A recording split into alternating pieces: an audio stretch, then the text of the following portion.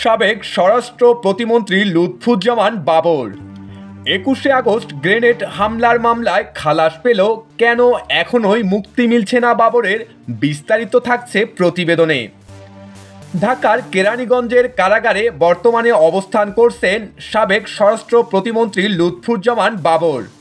২১শে August grenade হামলার ঘটনায় ও বিস্ফোরক দ্রব্য আইনের মামলায় মৃত্যুদণ্ডপ্রাপ্ত সাবেক স্বরাষ্ট্র প্রতিমন্ত্রী লুৎফুজ্জামান বাবর। তবে এসব মামলায় খালাস পেলেও আরও কিছু মামলার কারণে শীঘ্রই মিলছে না মুক্তি। বিষয়টি নিশ্চিত করেছেন ঢাকা বিভাগের কারা উপমহাপরিদর্শক মোহাম্মদ জাহাঙ্গীর কবির।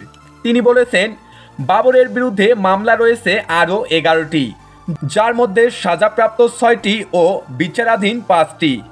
ইতোমধ্যে তারেক রহমান বাবর সহ 21শে গ্রেনেড হামলা মামলায় সব আসামিকে খালাস দিয়েছেন হাইকোর্ট। 2004 সালের 21শে আগস্ট বঙ্গবন্ধু এভিনিউয়ে আওয়ামী লীগের সমাবেশে ভয়াবহ গ্রেনেড হামলা চলাকালে অল্পের জন্য বেঁচে যান আওয়ামী লীগ সভাপতি শেখ হাসিনা। গ্রেনেড হামলায় 24 জন নিহতের পাশাপাশি আহত হয়েছিলেন 3 শতাধিক নেতাকর্মী।